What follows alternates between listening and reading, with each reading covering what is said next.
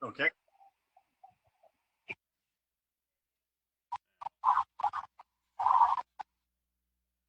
That should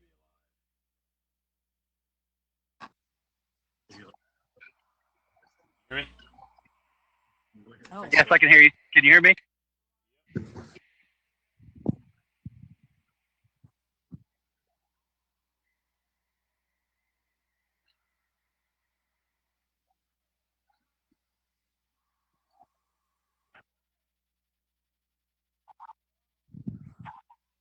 We can hear your TV in the background, Noah. Yeah. Yeah, there's definitely a TV going that's pretty loud. Better? Yes.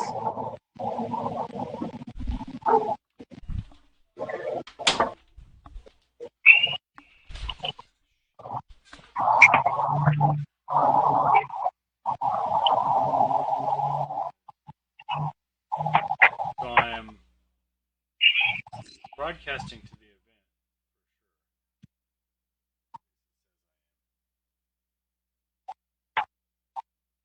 Is it live?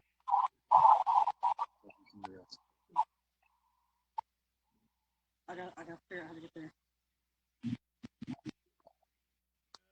Is there? Yes.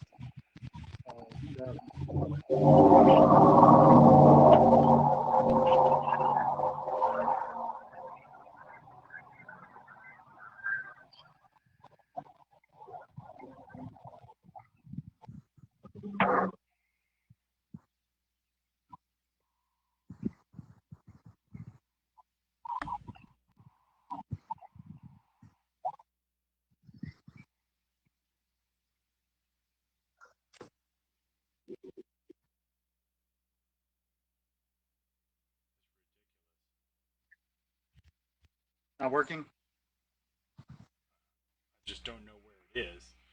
Like I'm broadcasting. Huh.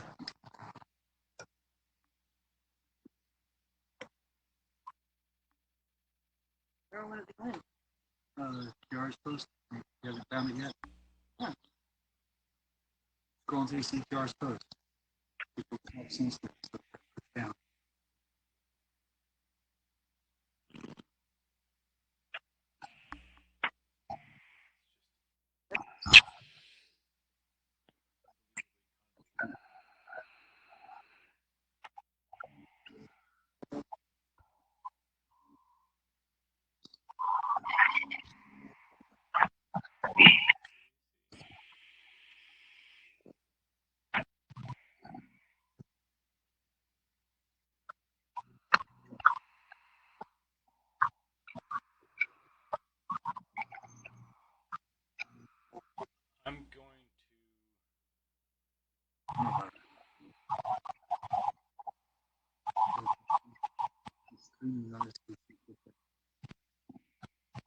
I'm going to try rebroadcasting to the page because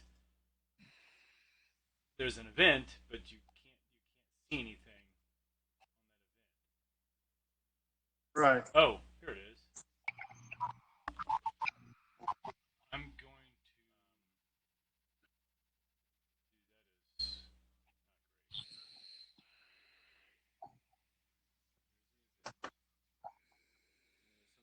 to active post. Oh, yeah, so if you click discussion, I can see you guys. Share it out. Oh, here it is. Yeah, there you go. Click on that. Is it live now? Okay, Raina found it and she says it's live. Yeah.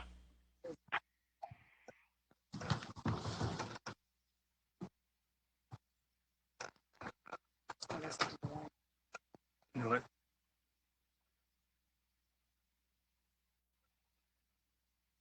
It's a Telford. Oh, there it is. That's the video. Are there people asking questions already? No, but there's some people. Looks like there's 15 people here already. Yeah, I think they found it before we did.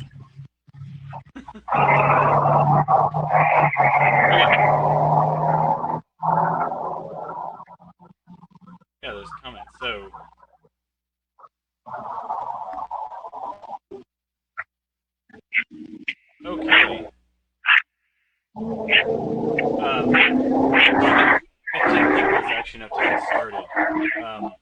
We'll have Zander and Shadow here presenting SKBC Polearm remote and live.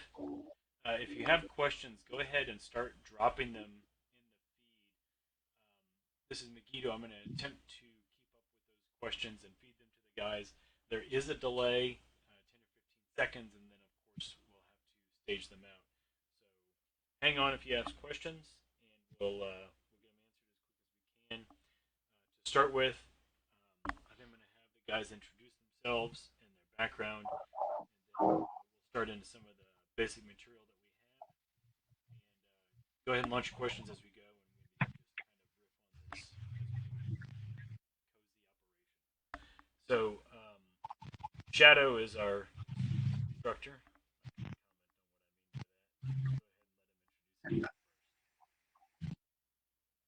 Hi, I'm Shadow, Sword Knight with the Kingdom of the Wetlands.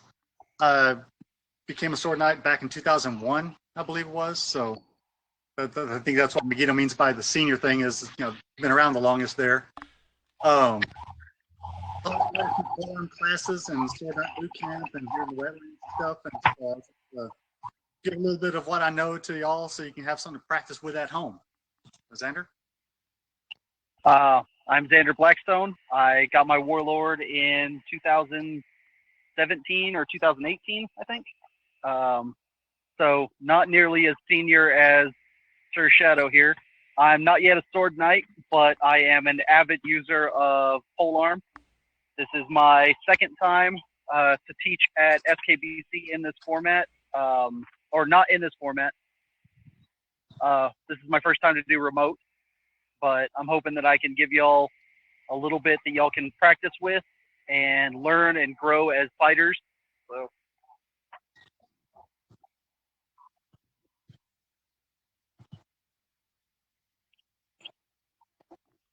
So, if you guys want to start with your material.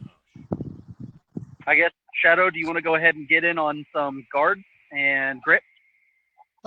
Sure. I'll go ahead and give it a start. In general, with the polearm, the whole purpose of this weapon is for me to be over here and you to be over there, and me still get effective attacks in. So you want to keep that in mind with whatever you're doing with the polearm.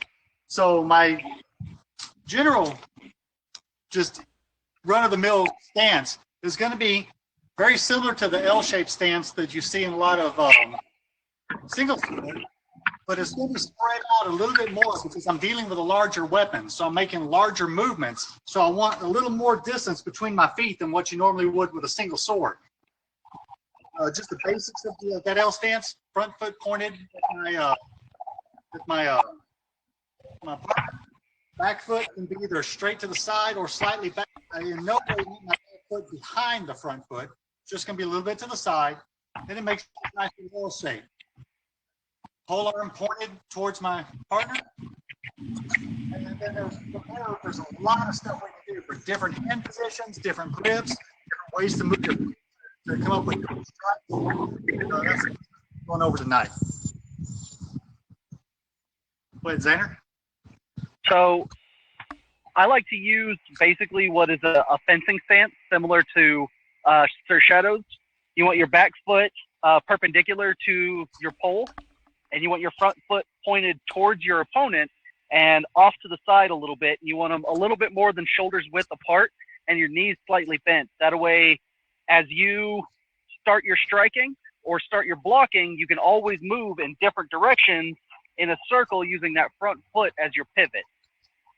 It also helps you with a lot of ranging, and if you need to lunge with your pole, you can take that big step as you lunge.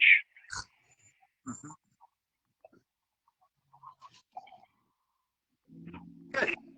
So one thing, the reason we have two instructors today is Noah wanted to, Megiddo wanted to highlight two different styles of pole fighting. And with me and Zander, that's what you got. Zander comes from, his style of fighting is very influenced on the European model of spear fighting. My style and the way I do techniques is very influenced by the Japanese style of fighting with poles. And so I think tonight, if we keep that in mind with your questions, because we have two different outlooks that basically come to the same thing, and neither one's wrong. So if I say one thing and Zander says another totally different thing, that's okay. We're coming at it from different angles to get to the same end point. And that's one of the things that's exciting about what you're going to see tonight is having this viewpoint from two different perspectives. Yeah, I use a lot of, like he said, like Shadow said, I use a lot of European style, Talhofer and Lichtenhauer style, almost HEMA pole work that was taught to me by Sir Boots, Sir Warblade, and Sir Axgar. And I know that he uses a lot of the Naginata style polearm tactics that I'm not sure who his influences were, but he uses a lot of Eastern martial arts in his pole fighting. So if we're starting with our feet and our footwork, maybe we can get some examples of how those two styles might differ, starting from the feet and working our way up to our hands. Okay. So in Shadow, you go ahead and go ahead. Okay. So with footwork, when I'm in this position, one thing that I try to emphasize is to not rise and drop my body weight, because the movement that I'm looking for is a fluid level movement. And so if I want to move to the left or if I want to move to the right, I want this to be on a level plane and not a straighten of the knees and then a set, or straighten of the knees and a set.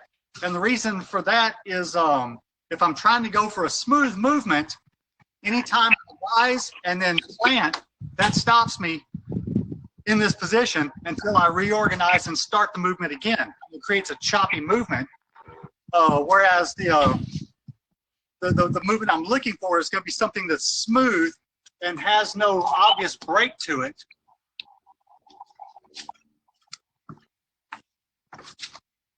And therefore, I can get a flowing pattern going rather than a start, stop that I would get if I rise and down.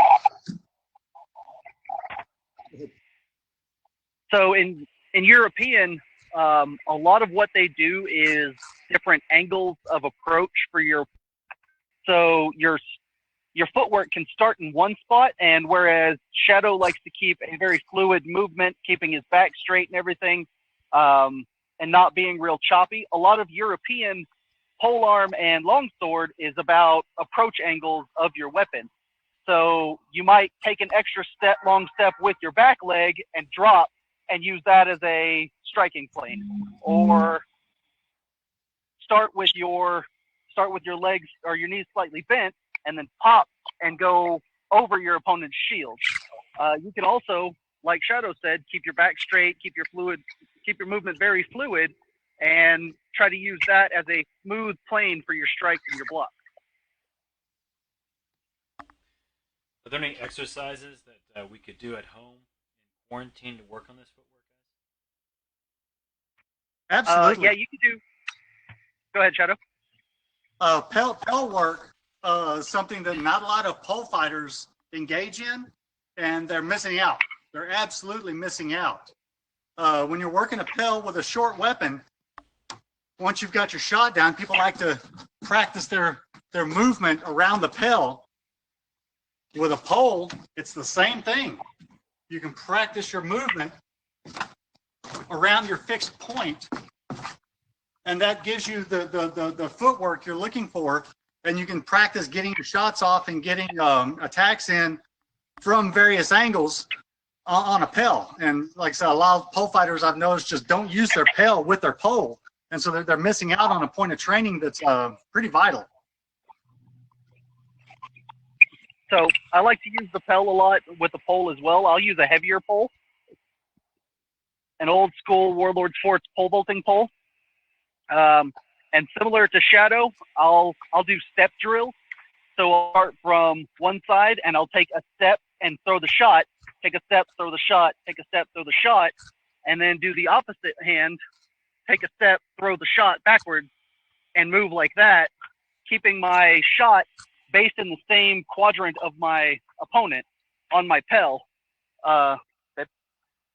And then I also like to do box drills. So I'll outline 4 boxes on my on the ground in my yard, and I'll step from one to the other, and I'll try to either maintain posture or set myself into a striking area that I want on my pel. So if I've got 4 boxes in front of me and my pel immediately in front of me as well, from right here, my pel will be in this area. So all of my strikes are going to come from this side. So I can take a step into this box and then see how it makes the striking planes change, where I need to put my hands, where I need to adjust my footwork, how I need to adjust my striking lines. And same thing, if I take a step forward, well, now I'm too close. So now I need to know how to adjust my pole fighting, drop my pole. I can do my strikes like this. I can keep my blocks straight. If I step into this line, same thing. I can keep my pole, I can keep my strikes to this quadrant. Choked up on my pole, I can block, or I can move away and maintain my distance. And I like to do box drills like that if I'm drilling at home. Sure, and just as a comment, it appeared that particularly when Zander was moving his feet with a very traditional amp guard style footwork. The steps are always with the foot in the direction of motion. Frank, you appear to have a slightly different motion with your feet. So while we're discussing that, so normally if you're moving to the right, the rightmost foot is taking this step, moving to the left, forward and back. Frank, you were doing a lot more cross work with your feet. Is that something that's different from the Eastern style martial arts, where your feet are crossing each other? Yes. Footwork takes a ton of different forms. If I'm square off with somebody and I want to go to the right, my right foot moving first is the very traditional way to go. Left foot, if I'm moving left, that's the way to go. If I want to maintain this actual stance, posture, if I want to go 2 paces over, it'd be 1, 2. However, and that's generally the accepted way to do it, especially with a short sword or a sword and board or Florentine, because you're right on top of your opponent.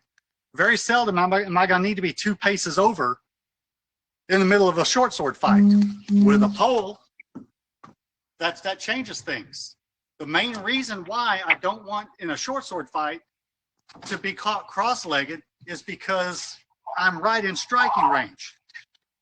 With pole, there's a lot that has to happen for a shot, even with another polearm.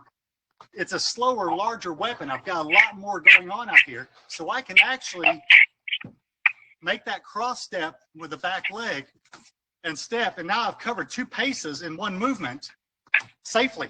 Because I've got such a long weapon, it's not going to be an issue. It doesn't cross me up to make that movement. So if I have to make a large movement, that's okay. If I need to make a small movement, then the traditional way of doing it is fine. But you can get away with bigger movements because you've got such a bigger weapon that it's one of the differences in pole footwork and short sword footwork that doesn't get brought out a lot. And normally I don't emphasize that on a basic pole class, but in an advanced pole class, absolutely.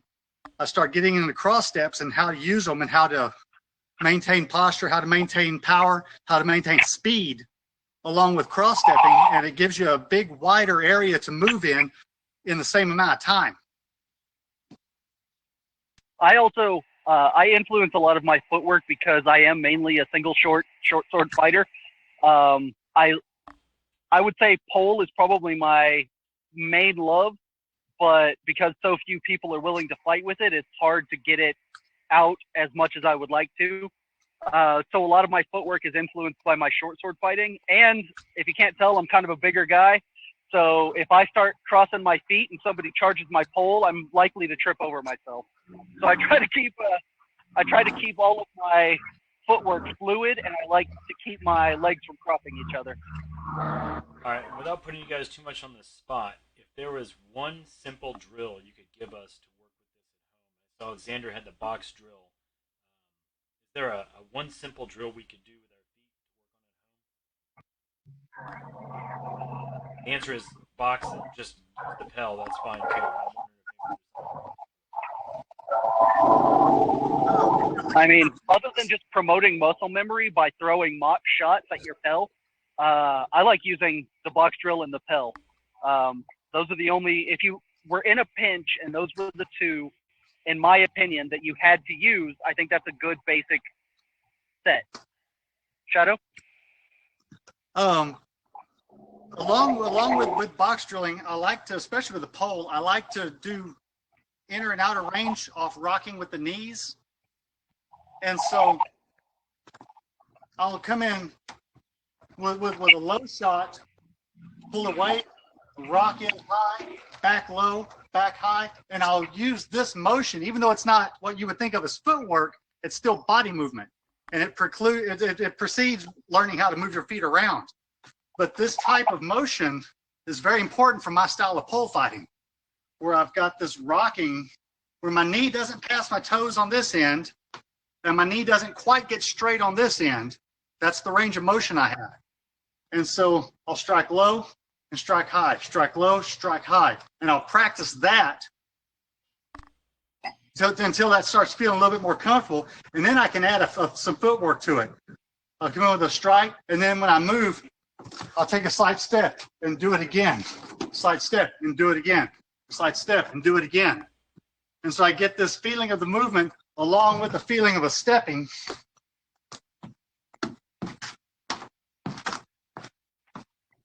And then added strikes into it. And that gives you something to get your hands, your feet, and the movement of your body over your flexing knees all to work together. Because it's easy to concentrate on one at a time, but getting all three of those to happen at the same time fluidly takes a little bit of practice. All right. So, and then I think that leads us directly into the next part, which is how we hold the poles. And I've got a pair of questions here that will probably be pertinent to exactly what we're talking about. So, without interrupting the process of explaining your grip, the two questions we have here are, underhand or overhand grip, and why? And when would swapping lead hand be applicable? And I can just see from the way you guys are casually holding your poles, Zander, you casually hold double overhand, and Frank, you casually hold half reversed. So I think that's interesting that the two of you are doing that. So if you want to go over your grip philosophy, that'd be wonderful. Go ahead, Zander. Okay. So I predominantly fight double overhand. I think it gives me a lot of control that I can maintain on the pole, and it also, if I am to engage somebody with a murder strike, it allows you extra power when you're throwing that murder strike shot. Now, I don't murder strike a lot anymore, but if you find yourself in the positions where you must do it, a double overhand can help you bring a little extra power down on that murder strike. Now, that being said, I do switch. I switch from a overhand to an underhand if I'm throwing lower shots, or if I'm throwing outside block into shots. I will, if I can anticipate a movement that will prompt that kind of return, I will switch from an overhand to an underhand. That way I can throw my shot, and then as they throw their counter, I can have that into my rotation of a shot. That's a little bit harder to do when you're doing double overhand, because you have to like flex your hand deep into your forearm here to get the polearm to work at the same angle as doing an overhand or an underhand into that angle. And then for the switching hands, actually, before we do the switching hands, Shadow, why don't you do your grip? Okay. Mainly the reason you see me holding it like this is because this thing is heavy. The weight of my pole totally depends on the way I'm going to casually grip it. A heavier pole, I'm not going to get away with holding my palm down and getting good movement as easy as I can with palm up, because the way the pole takes over that. So a big war pole. This is the grip I'm gonna go to for my mainstay. And if I have to swing down on somebody, the biggest problem I've had with that, if I'm in the lead palm up grip and I'm coming down, when you hit, your hand will pop off. That's the problem. The main people up here run into that. I overcome that by rotating my hand over so that my palm is facing down. That way, when I hit, my hand can't pop off, and then I go right back to palm up just by running it around the pole that way for my downward chops. I hold the pole the way Zander's talking about. If I'm doing a lot of stabbing, or with a lighter pole, this is more of a naginata hand grip from the Japanese style of fighting. This is more of a yari hand grip. Yari is more of a stabbing weapon, less chopping, because it's a spear point, not a blade on the end. So anything blade, I'm doing a lot of big sweeping chops. This is the way I'm going to get my sweeping chops to come in where I want them to. If I'm doing a lot of stabbing, less chopping. You're right, you can chop with the yari, but it didn't have a big long cutting edge. The yari just gave you a smaller cut. But the stabs are much more effective and quicker to come into with the two palm down grip. And then the third grip that I like to employ is the front palm down, back palm up, and what people call the harpoon grip. And there's a lot of utility in that grip as well that we can go into in a little bit. Did I answer the question? Yeah, I mean, I think Zander, you had a few other things you wanted to cover. I've got a couple more questions just on this topic if we want to do those. So the first one is, do you have a recommended length and grip for shorter fighters? And does that make a difference? And then, yeah, so we'll start there. So it's a bit of a tangent based on grip, but is there a height-based consideration? I like to think that there's a height-based consideration for poles. If you can stand on level ground with your pole and keep your hand up, it should be about the length of your body with your hand extended fully. And that's just my personal preference. And then anything shorter than 8 feet, you're probably going to be using a lot of like fast strikes and then removing yourself from the fight, especially if you're using a pole sub 6 feet. So you're going to be using a lot of your underhanded grip, especially against shields, as you're striking to their shield side and lower quadrant for their legs. You're going to be moving backwards as you're trying to strike, so that lower front palm up is going to be preferable for shorter poles, in my opinion.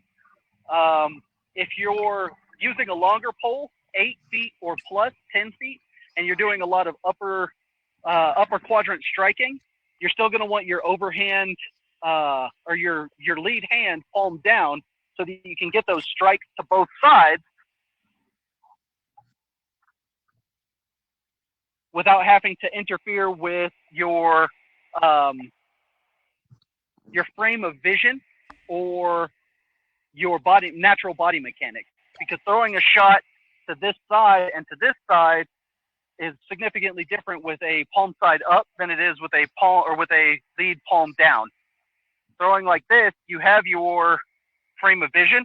In fact, you only have your pole blocking you for the breadth of that pole. I can see on this side of my pole all the way down to this side and my peripheral because my arm's out of my way and my pole's in my way, or my pole's out of my way.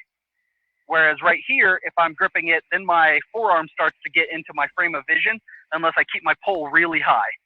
And that's just for me as a fighter. Shadow?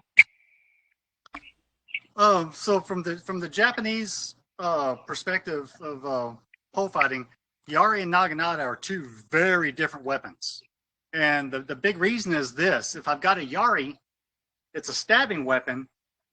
The main thing I want to do is keep the tip of this weapon between me and my partner so that my attacks, when they come in, have the best utility of getting him and keeping him from getting me. Okay, so that's why I have this double palm down action when I'm fighting Yari style, is because I'm trying to keep as much of the action right here as possible. For that, it doesn't matter the length of the pole. If I happen to run up on a 20-foot pole arm, I'm going to use it like a Yari.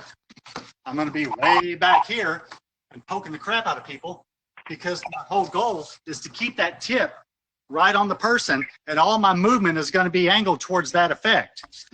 A naginata is totally different. A naginata has a cutting edge. To hit somebody with a cutting edge, it's kind of required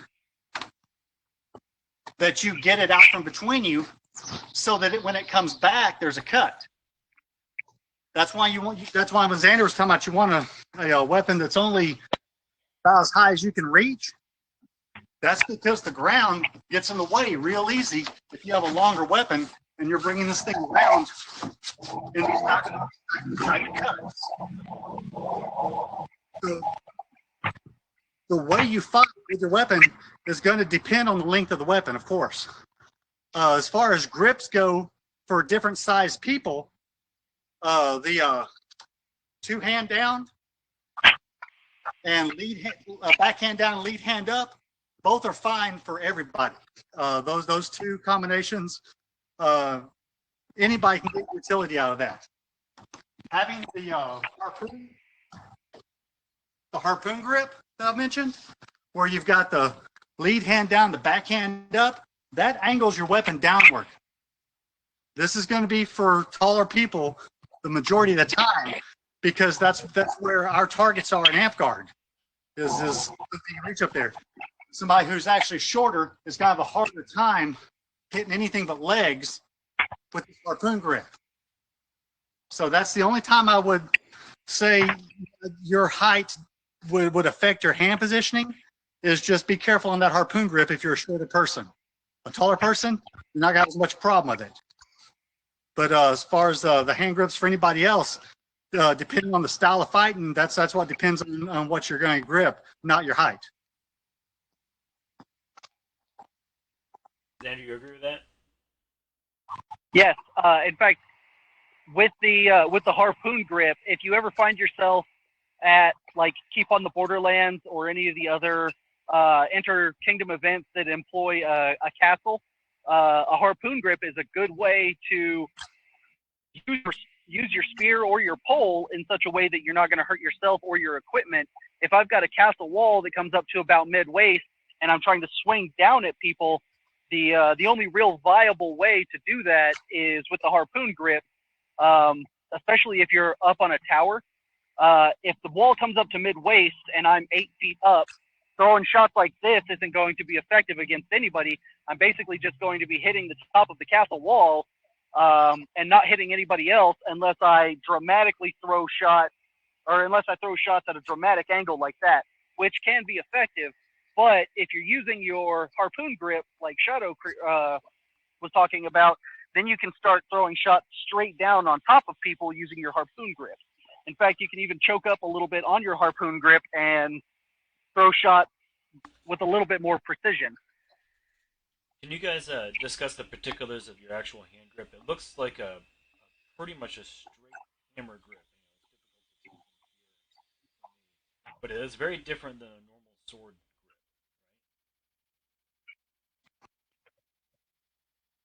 For me, not particularly.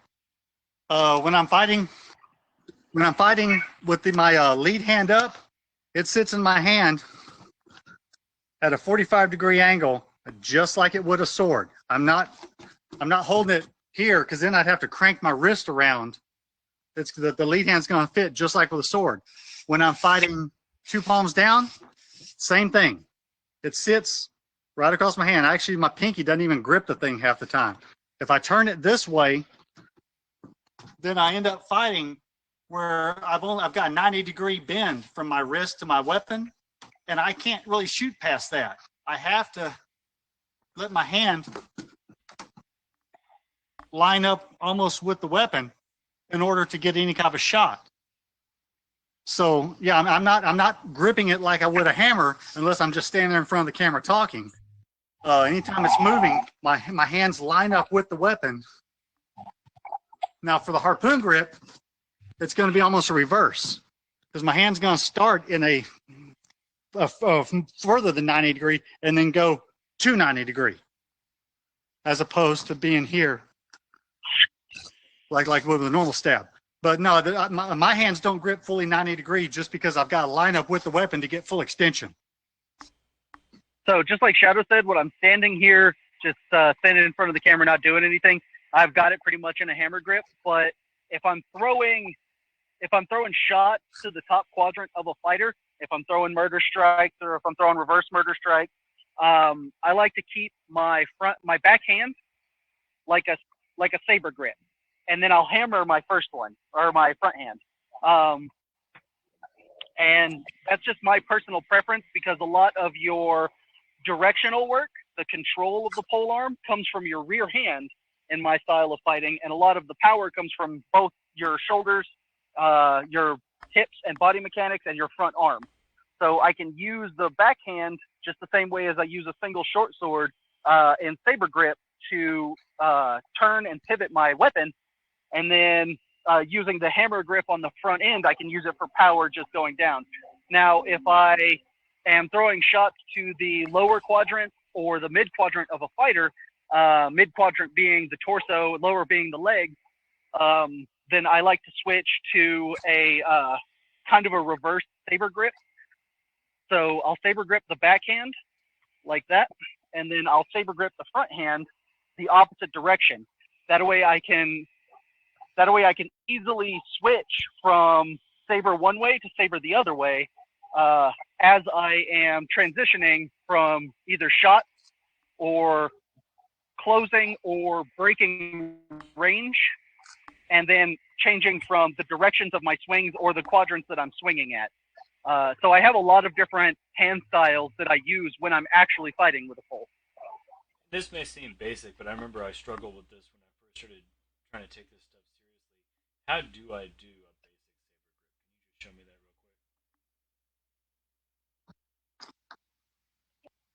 real quick? Yeah. You want a saber grip on a pole or a saber on a sword? I guess either. I think Frank's got here or something. So you set it across your palms at 45, and then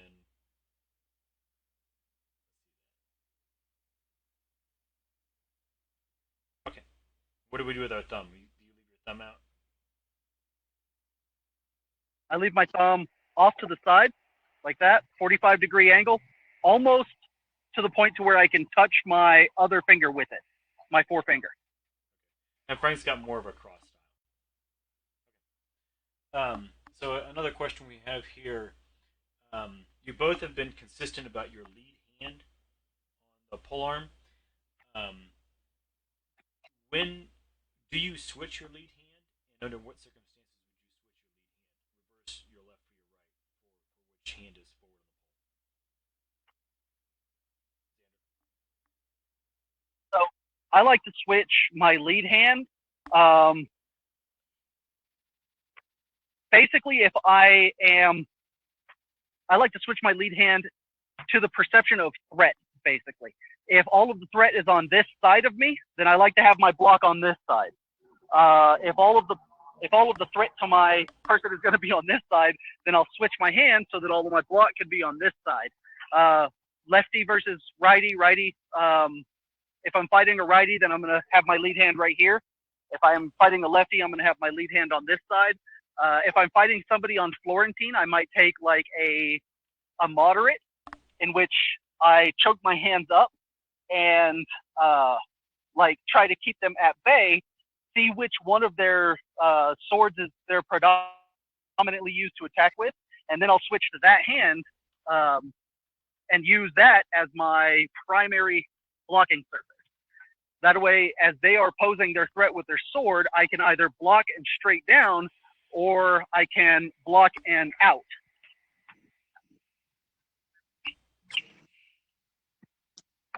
Okay, so I normally fight with my right hand forward, and that's just a kind of a default because of the style of fighting that Amp Guard normally presents me with. I see a lot of shieldmen coming at me in right-hand shield fashion. So if I have my right hand forward, that puts my pole on my left side. That puts my tip on the sword side of an oncoming shieldman. And that just tends to give me more options that way. But I'm by no means obligated to stay that way. I change up at will depending on what targets I am, especially if I run into a lefty shieldman. I'll just shift in a heartbeat. And my shifting is usually done just for the slide of the hands.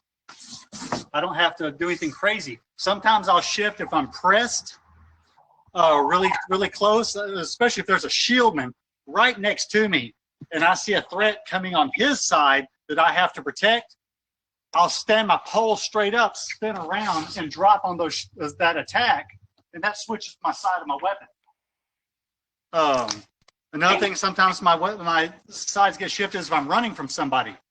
If I get charged too hard and I plant the tip of my pole and attacks are coming in, that's the side my block is, so they're going to be swinging over here. I'll run on the other side of my pole as a running away defense, and that'll shift my pole to the other side. So, convenience, where my targets are, where I'm being attacked from, and who I need to attack next, depend on which side or which hand I have forward. But it changes really fast for me because I don't get married to one hand position where I just can't move from it. That's one thing that's the martial arts that I take my pole training from are very, very heavy on the sliding and utilizing the full length of the weapon by letting your hand position change as part of that training. And so I bring that to Amp Guard, and it's worked for me pretty well. That way a choke up isn't a big complicated movement for me. And I'm choked up and I'm back out. So it's all hand sliding, grip shifting. So it's a smooth action, but it happens depending on the situation for my targets, from whatever I'm running from, as far as my defense, or who I'm having to attack next. And as Zander was saying, what side they're on. So I think that that kind of transitions over into guards, because the guard is going to be heavily affected by where on the pole you're gripping, the style of the grip you have, and which hand is in the front, right? Yes. Like, I've seen a couple guards here thrown out. Categories.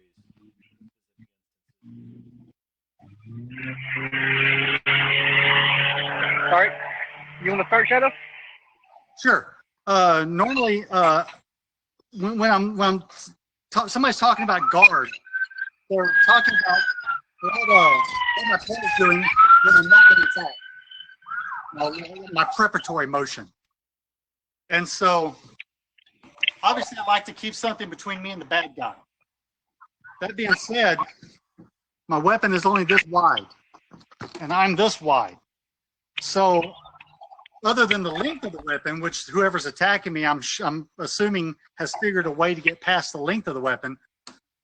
Past that, I've got not a whole lot to hide behind here.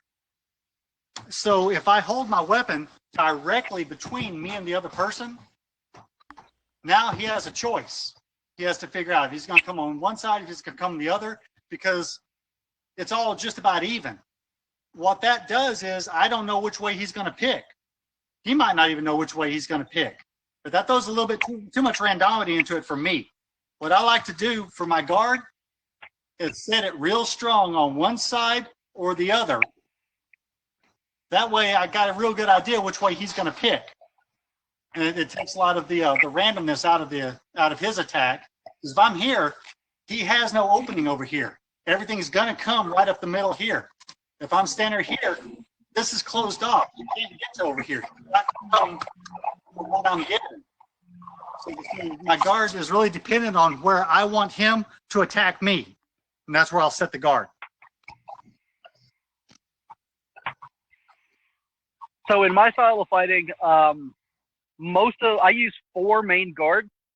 I use what's called vom tog, or the roof, and that is your pole straight up and down or slightly angled, creating a defensive barrier on your side, and allowing for those top quadrant strikes like murder striking or reverse murder striking or your harpoon grip spearing. And then you have the ox, which is straight out in front of you. You have your ox, and then you have your ox's horns. And this is how you keep this is a range guard. This establishes the range that you are allowing your opponent to get close to without striking them,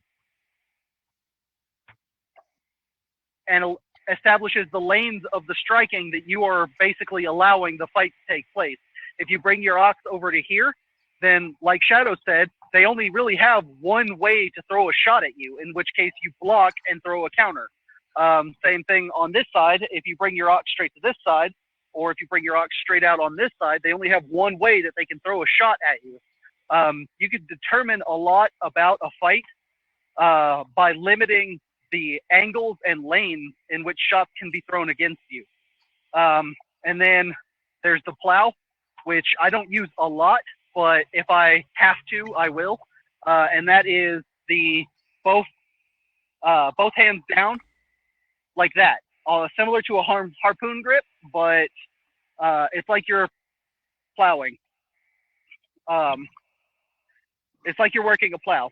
So this is going to be a lot of your like outside block to striking leg, or outside block while working your footwork. You can do an outside block and then transition to a different guard for a different attack. Outside block, transition to your roof, and then immediately throw a murder strike.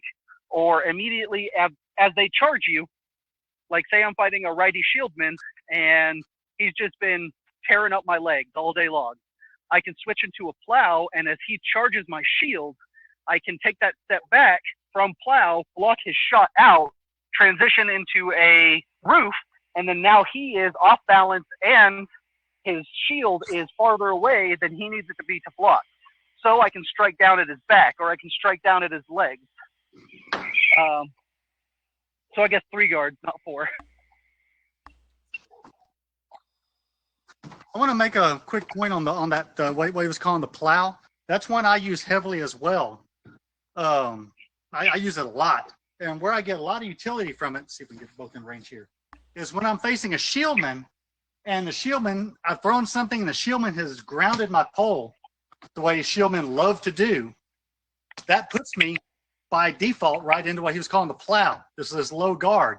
I didn't put it there. The shieldman put it there. Bam! Knocked my pole into the ground. Now that shieldman's coming. The way I use it, hold on, don't come just yet. The way I use this is as they're about to come and make their attack, I'm looking right at the edge of their shield. And as soon as anything appears around that edge of the shield that resembles a sword or an arm, I come up. Bam! I just take that arm right there. I skim the edge of the shield and just boom. So they ground me into that low guard. They go to take advantage of that low guard. Boom. And that just gives me that shot all day long. And that's one of my bread and butter anti-shield shots, is when a shieldman's being really aggressive and they ground my pole.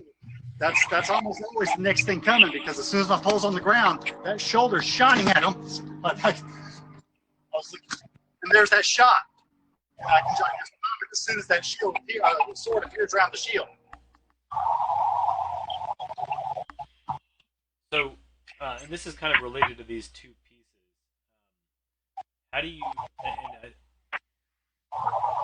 I think this is starting into strikes, but I think one of the big questions that a lot of people are, how do we not stab our opponent in the face? Say that again? How do we not stab our opponent in the face? Hell work. How work? Hell work. Learn to control your weapon. That's that same thing you learn with a short sword, on getting good, accurate shots by working on a pell. It's the same thing with a pole. You practice making good, accurate shots. If you need to, set up little things. The first thing I ever did was I hung a tennis ball from a tree and practiced stabbing that tennis ball. And that got me where I could, when a shieldman would come up and I could see that little piece of a shoulder sticking over that shield, I could hit that without worrying about hitting him in the face because I got real good at hitting that stupid tennis ball hanging on a string. I completely agree with that. You want to promote as much muscle memory as you can. As you're building skill with your polearm and your repertoire of shots that you're capable of throwing, you want to pell those shots and build that muscle memory so that you can throw them safely in an amp guard style of fighting. Because pole fighting and fighting in general, with how we do it, is lethal. The martial art behind it is meant to kill people. So throwing shots to the neck and to the head are a basic byproduct of that. So you want to be able to throw those shots or similar shots using safe body mechanics, fighting in a safe way that is not going to hurt anybody for the amp guard style of fighting. And the way you do that is promoting the proper body mechanics. I did the same thing Shadow did. I put a tennis ball in a tree and threw both down shots and stabs at a tennis ball. And then I started on my Pell. I did things like active fighter drills, where I would have a partner who didn't have a weapon but had a shield, and they would charge me from different angles using different types of shield maneuvers, and I would throw shots against that as slow as I possibly could to make sure that I had the muscle memory there. You could do any number of things, the box drilling, pelling, the tennis ball. Just like Shadow said, you want to promote that skill and that muscle memory so that you're not using it in a dangerous way. Yes. And to kind of tie this back to our first topic, if we could pick, and there's no way we're going to be able to cover all of this. If we could pick a couple of those guards, can you show me the footwork? Because there's clearly footwork on transition in between the guards. You did it very casually and naturally, but I think there's some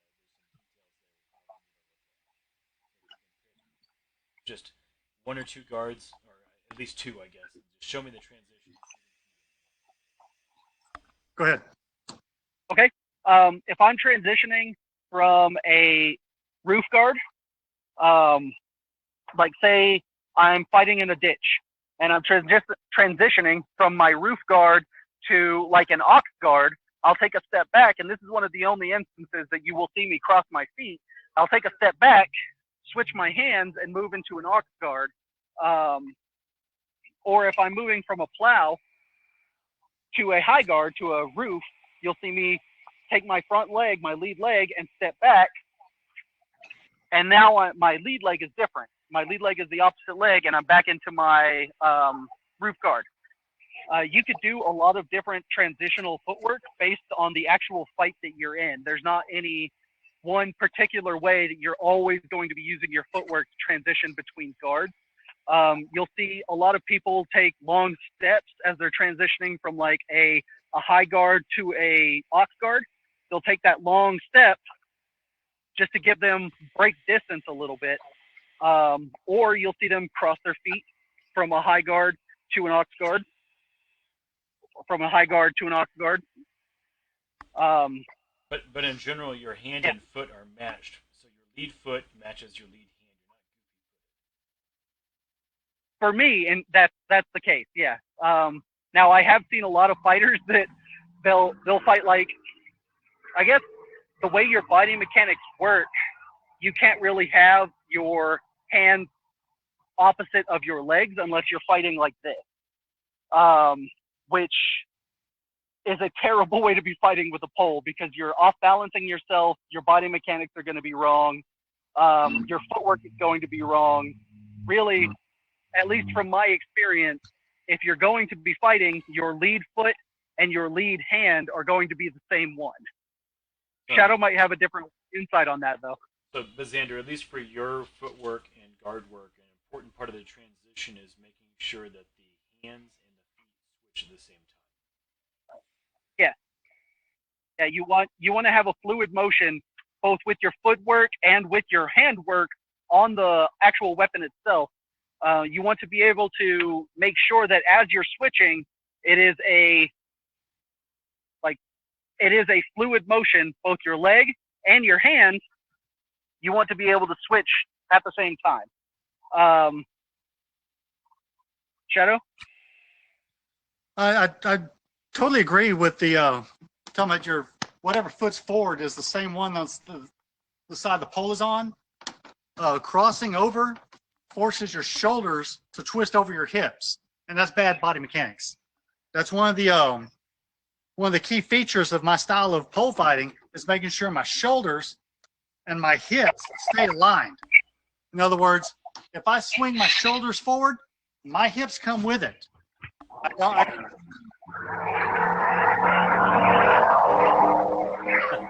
I'm twisted up in my spine. Everything moves Shadow, together. Hold on.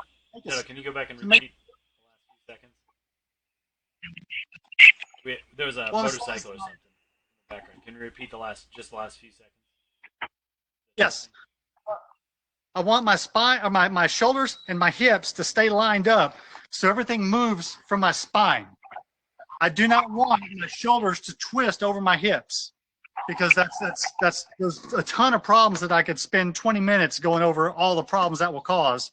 But just suffice to say, don't do that.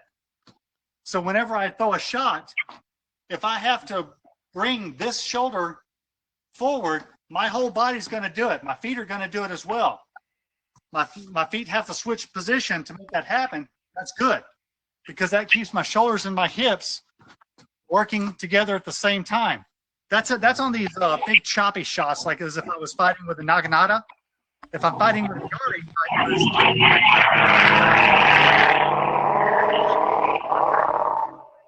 sometimes you'll see me cross my feet to get distance on a shot.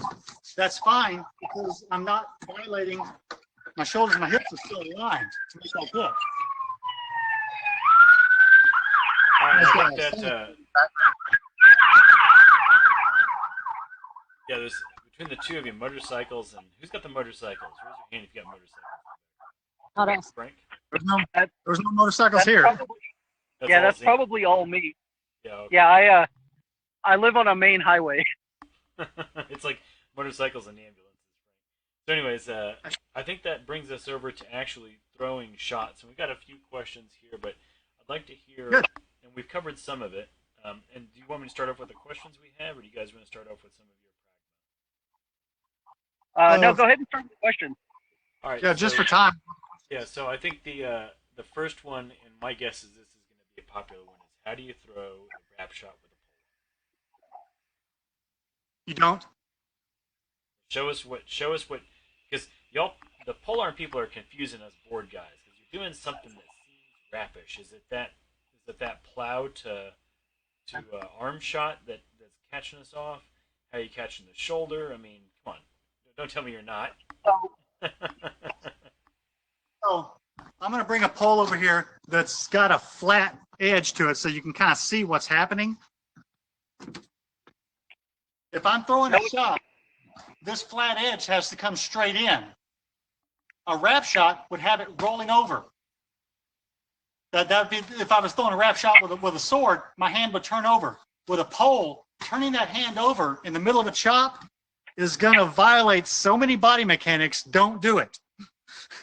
So what a shieldman thinks about as a wrap shot is when that hand flips over at the end of a shot and gives you that reach around action to make that curve. You don't do that with a pole because of the leverage you've got. You've got a backhand on that pole. It's going to cause a lot of angling and mechanic problems in general. Unless Zander has a totally different take on it. Go ahead. No, same one. You don't. A traditional wrap shot where you throw and then you wrap your hand is not something that a polearm throws. What you're thinking of as a wrap shot is where we're throwing a shot and we're throwing it out and then bringing the leverage of the pole using our front hand as a fulcrum around your shield. And that's what you're thinking is a pole wrap shot. It's not actually a wrap. We're extending our arms a little further and using the front hand as a fulcrum and then pushing the backhand out and using that to get around your shield and into your tasty bit. Exactly. And so mechanically the same thing applies to the shoulder shot. Yes. Okay. Yes. For a shoulder shot, what we're going to throw is we're going to bring our pole out, arm extended a little further than normal, and then using the front end as a fulcrum, we're going to push the back hand up using the front end as a fulcrum and bring it down over your shield like that. We're not throwing wrap. We're just using the front hand as a fulcrum and using the extended length that a pole affords us to use that fulcrum to get around your shield in creative ways. The Japanese word for this type of shot translates in English to oarlock. So imagine if you've got a rowboat and it's got that oarlock on there and you're rowing, the front hand is the oarlock and the back hand is where you're rowing that boat from. You understand that concept, then you'll get this shot perfect. I was just doing that on camera too, Shadow. I do that anytime I've got a pole. I do that just out of like muscle memory, basically. You're gonna, just like you're rowing a boat, you're gonna use your pole as the oar. Use your forehand as the fulcrum, use the backhand as the control, and row that oar.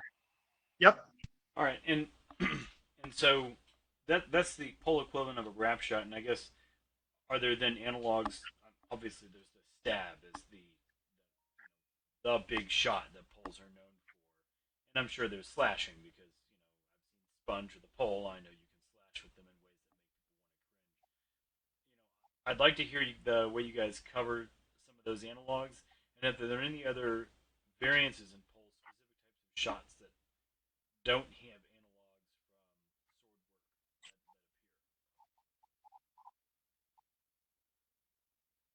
sword work. So one of my favorite shots to throw, it doesn't really have an analog from sword work. Let me see if I can adjust my camera real quick.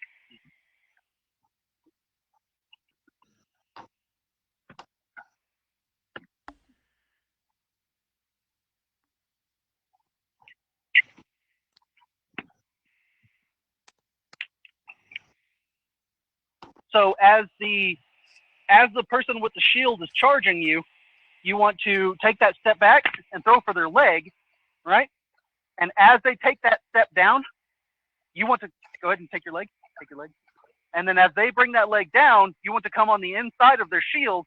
And just like Shadow was talking with that from plow straight up, you want to take the inside of their arm or their armpit. Go ahead and take a step back. So as a fluid motion, just drop to the leg normally. As a fluid motion,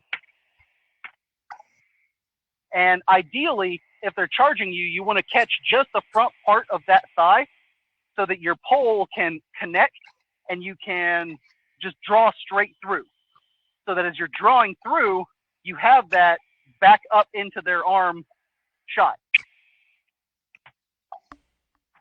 I think there actually is a Naginata shot called Rising Sparrow or something along those lines that does that exact same thing. Shadow, am I wrong?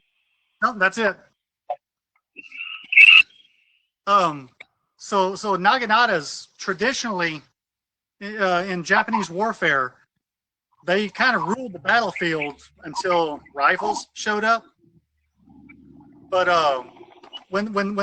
before the Naginatas, it was all spears. It was all Yari type stabby spears.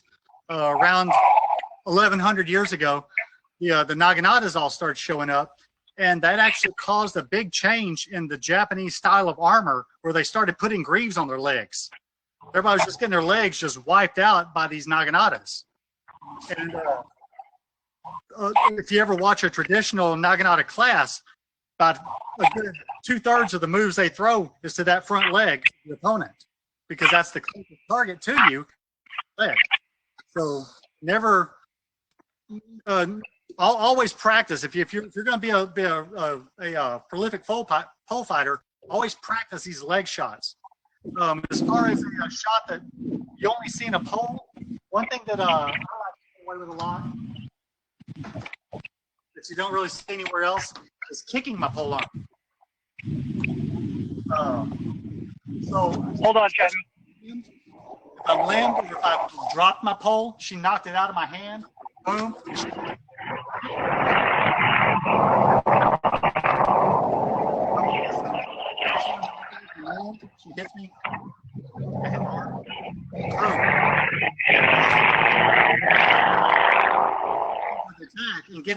into play by using that foot to line it up.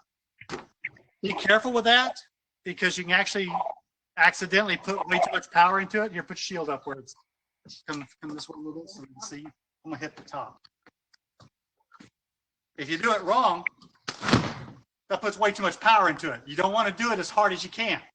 So the idea is to just enough to get it moving the direction you want, and you can actually get a good utility out of angling with your foot instead, because it's a little bit slow trying to heave up a long weapon when you only have one hand. So use your foot to get it started, and then you can get your stabs or your slashes in. And you got a little edge up on somebody. I have a similar practice also, where I'll use my shoulder or my body to throw cross shots. If I happen to get armed as a pole, I'll choke up a little bit about a foot onto the pole itself, and I'll use the shoulder as the fulcrum to throw that shot, or my body as a fulcrum to throw that shot. I haven't tried the foot yet. I might try that though. It's fun. And we're starting to run a little shy on time, so we're going to kind of move through this a bit. Can we get at least the basic mechanics that you recommend for stabs and slashes? Sure. For stabbing, I recommend lots of knee movement. This body mechanic right here is gonna be the foundation of your stabbing.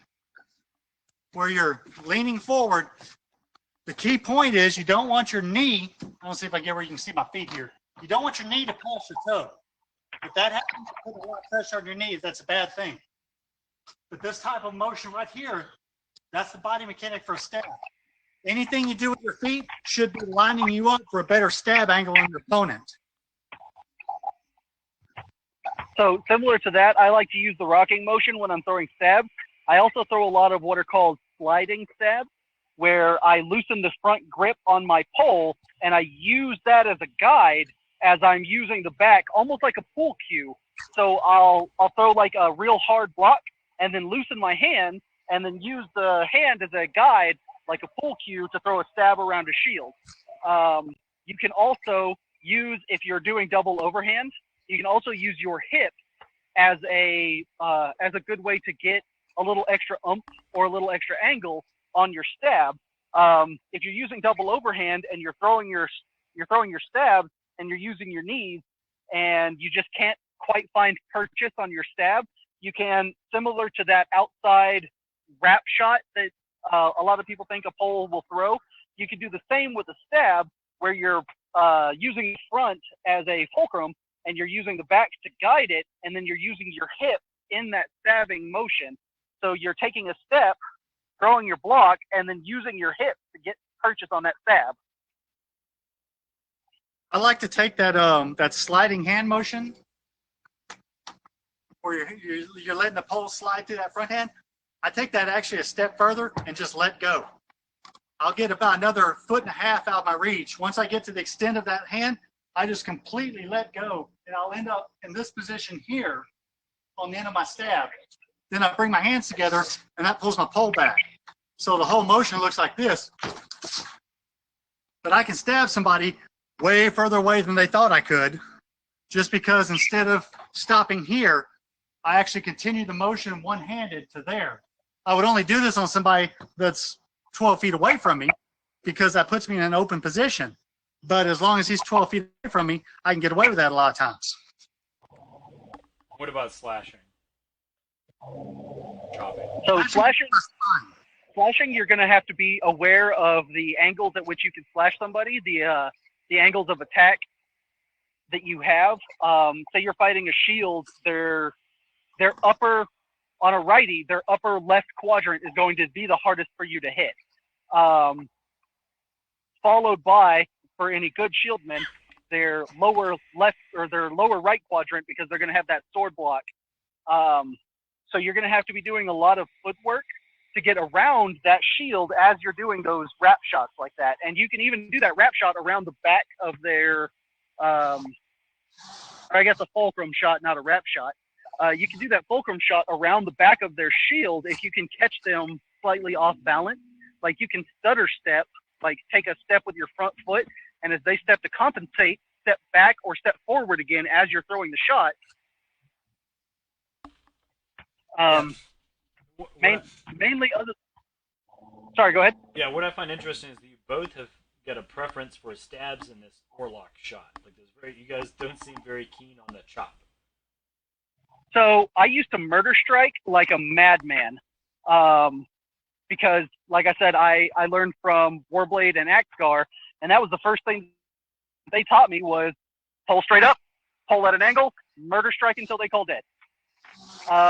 It is a nicer game than it was when I first started playing, and because of the environment that the game has right now, murder striking somebody until they call dead is not kosher, and I don't really like throwing a lot of strike that I feel could hurt somebody. Now, that being said, you can still murder strike. Just don't, swing for the fences. Don't go over 90 degrees. You can throw a lot of strikes to the sides.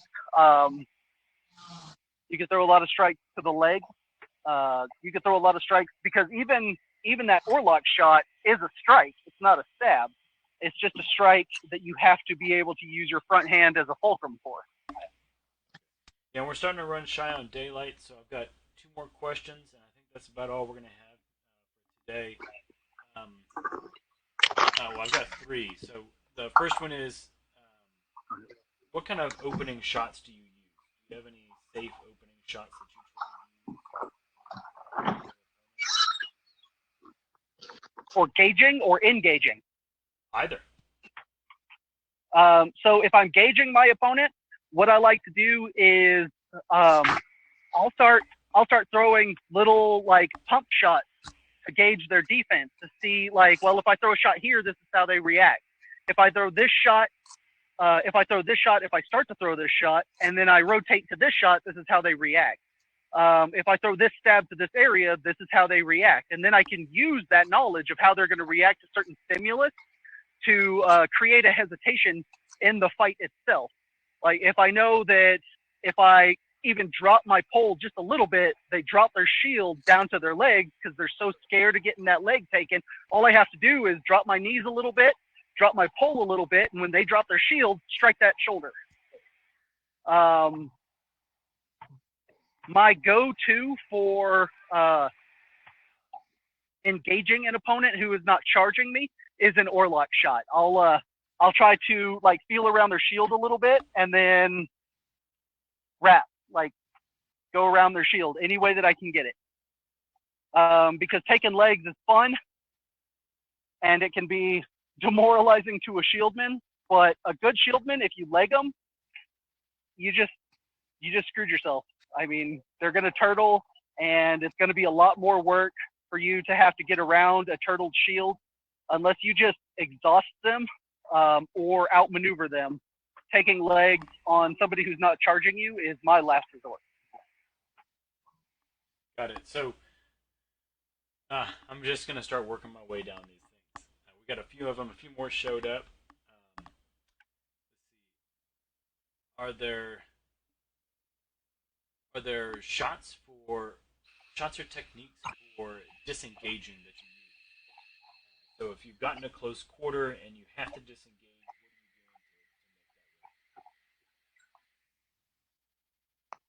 make that work? So a lot of what I would like to do if somebody gets real up close and personal with me, if I'm going to disengage or if I'm going to block, the first thing that I'm going to do is try to minimize striking surface on myself by throwing a block on their sword side, especially for shieldmen. And then just start backpedaling. Try to outmaneuver them either with a backpedal or with lateral movement. And then if you can get them to throw a shot and you can get that rotation into a block, then you can just drop your pole straight down onto that arm, eliminate that ability for them to continue to throw shots against you in one motion. So if they throw a shot real wide, you can take a step and rotate your hips, throw that block, shot straight down onto the arm, and then as they are now scrambling to recover because they lost their only striking surface, then you can either drop straight to their leg, or you can take that time to switch into a different stance with a different guard and finish them off. Shadow? I tried when I'm getting pressed close, very similar concept, except instead of having my pole up, I like to have my pole down. I still have the same defense here, but I get more utility out of these rising cuts into the arms that are coming at me, and I still have the legs to work with. My personal experience, I'm not that tall of a guy. So when I've got my pole up, trying to go over a shieldman and get anything on their back or shoulder is usually a lost cause for me. So I drop with my tip down, and then I can work legs, and I can work the arms as they're coming in.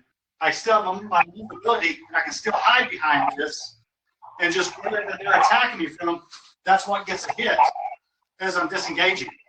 And like I said, I'm working legs. They have to pay attention to their legs. And if I get enough room away from them, if I'm working those legs and they stay polished to deal with that, ooh, I just got room. Bam! Now I can harpoon them over their shield.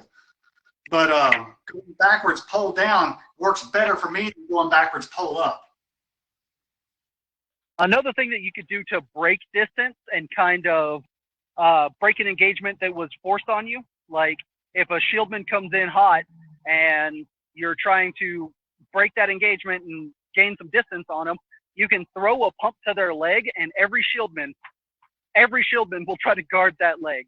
So you could throw that pump to their leg, and then once they realize it's a pump, your polearm has already left your hand. They will always throw. I can't say always. Most shieldmen will throw for the part of your body that seems like it is the least offended. So if you throw that pump, you can let go with your primary hand, your forehand, and as they go to recover and throw that shot, you can step out and throw your pole up. Shadow earlier was talking about how he likes to spin under. I don't do a lot of spinning, but you can take that step out, spin, and then you've broken range, and now you're again where your pole is at its maximum length, at its maximum efficacy, I should say. So that leads us into our next question. We've got two questions after that. I'd love to hear the answers on. I will say this. The next question is about the meta. The answers that you two gentlemen provided there says more about the change in how the game is played than almost anything else that I've heard today. And if you want to know what some of the other answers to this question used to be, you are welcome to ask Frank or Zander what they would have done 10 or 15 years ago, but we won't put that on the street. No. So and that leads into the next question. Yeah, because Frank, you know exactly what I'm talking about. And Zander, I think you can think of a few things as well, but suffice it to say they're not appropriate for So how do you guys think, and Zander, this may be less you because I know that you're more recent fighter, how do you think the meta for Polearm has changed since in Tarjay's class from SKBC 07 is really almost a seminal change. Right? How do you think the meta has changed since then? So the meta, for me, at least being a more recent warlord, when I first started fighting pole, 2012, 2011-ish, the meta was a 10-foot heavy pole vaulting polearm, and you murder struck and you work the angles, and if somebody complains, I mean, it's just because they were sad that they lost. The meta has changed into more of a like 8-foot speed pole. You're going to want to be light on your feet and fast, and you're going to be using your footwork a lot more and working those angles a lot better. Using a lot more of those fulcrum shots, using a lot more leg, and I think the meta has changed to be a lot more speed pole friendly. Okay. To me, the meta in AppGuard kind of reflects the meta the polearms went through in Japan. The Naginata started as a battlefield weapon. It was a big, long, heavy chopping weapon that would knock the legs out from under horses. That was what it was designed for. And over the years, it changed from that to a sleek, very refined, nice curved blade weapon that traditionally women used to protect the house while the samurais were gone fighting their war. Yeah, it went from something that was, the strongest guy on the field would take down the biggest guy in the armor out there. It went from that to something that a small person could use to equalize the problems with reach and strength facing a larger person with longer arms than them. And so that's kind of the direction to me polearms have taken in Amtgard. They went from the big brutalizing, I'm going to make you and the three people around you afraid to come anywhere close to me type weapon, to a weapon that's designed for, I'm a smaller person, that guy outreaches me by 8 inches with a short sword. What can I do to level the playing field between me and him? And that's where I see it now. Awesome. So I think the last two questions we have are from our friends, the Shieldmen. And so the first one I think is actually pretty important, which is as a shield fighter, very scared, and the person who posted this question, I won't say who, I know she's a much smaller person, and her concern is having her knees battered.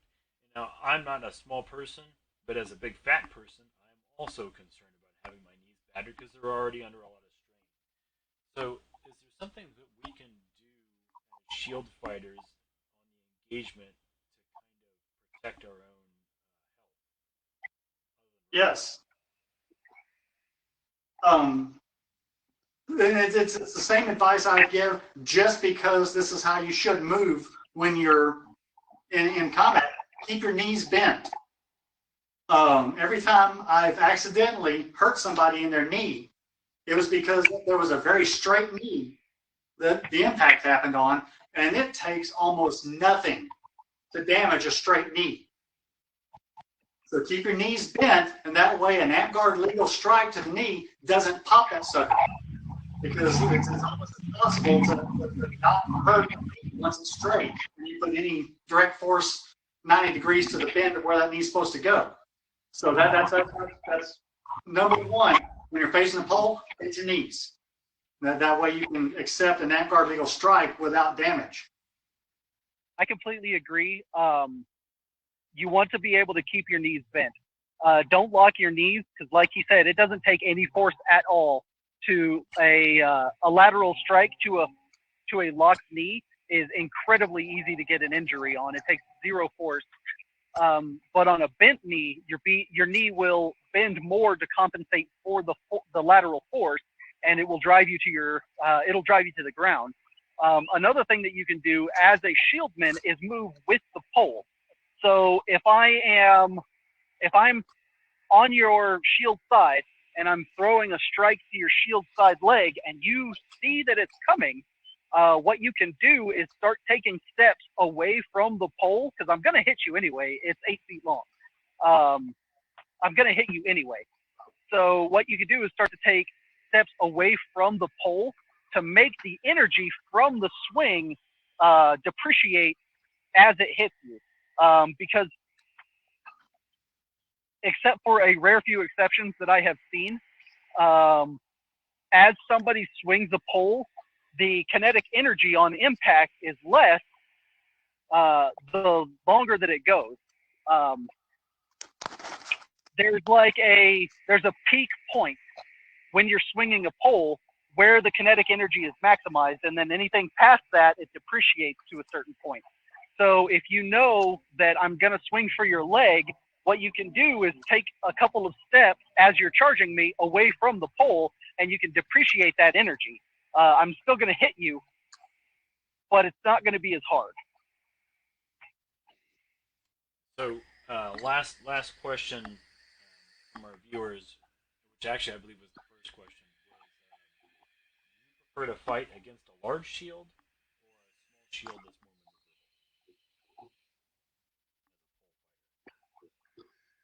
Makes me no difference? Nope. And I've got a it's different techniques.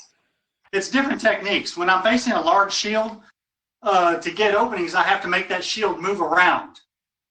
So the way I fight a larger shield is I make bigger sweeping attacks that cause that shield to move around more and pop different openings out a lot easier. With a small shield, I'm more apt to push the shield itself around. I'm not as worried about there being enough pressure in that shield to stop what I'm trying to do. So I line my attacks up so that when I make contact with that shield, I use the pressure there to deal with the shield rather than big looping stuff that make that shield move trying to follow my attack. So it's a different style of fighting between either one, but it's whatever I run into. I don't have a preference. I get around both of them, and so they're both just as much fun. It's just fun in different ways. So with a smaller shield, like what Shadow was saying, the biggest advantage to a small shield in a sword fight is also its greatest weakness against the pole, and that's its mobility. Because if I can make you move your shield as a small shield, if I can make you move your shield just a little bit, you have now given me several different openings that I have to throw shots.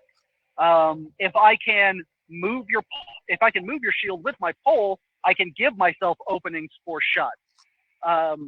Like with a single sword, your small punch shields are going to be a lot of blocking surface because so many people have learned to hand block and cross block.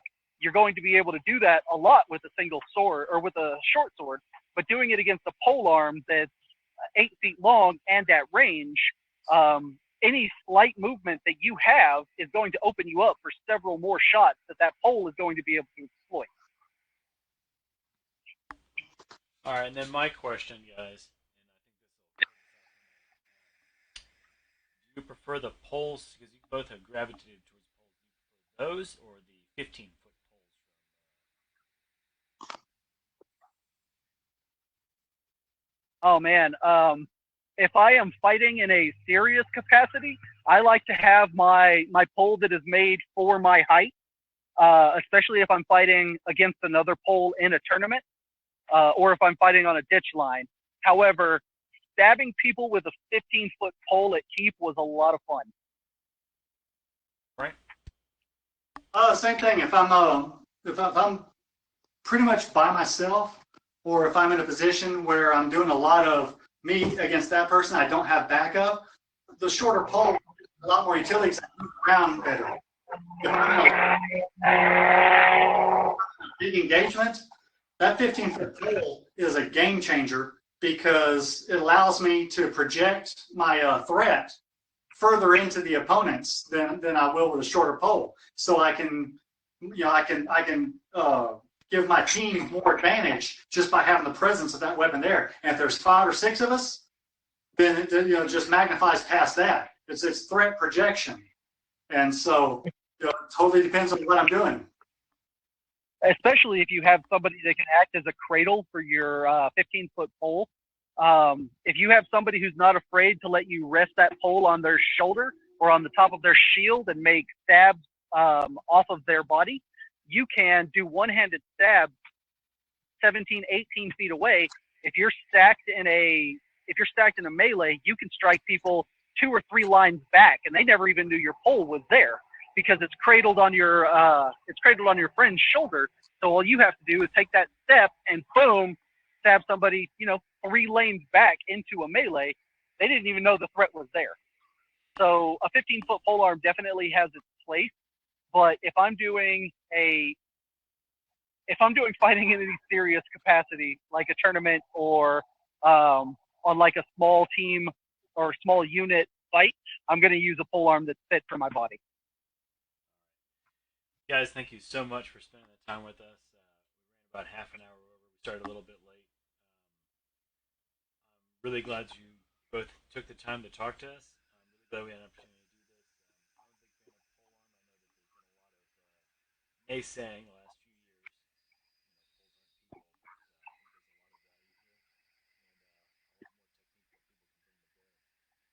With that, this video will be posted online once Facebook is done processing it for the stream, so you guys can go back, the viewers can go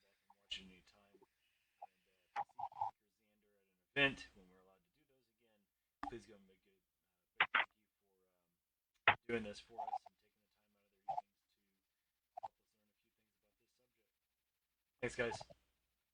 Thank you.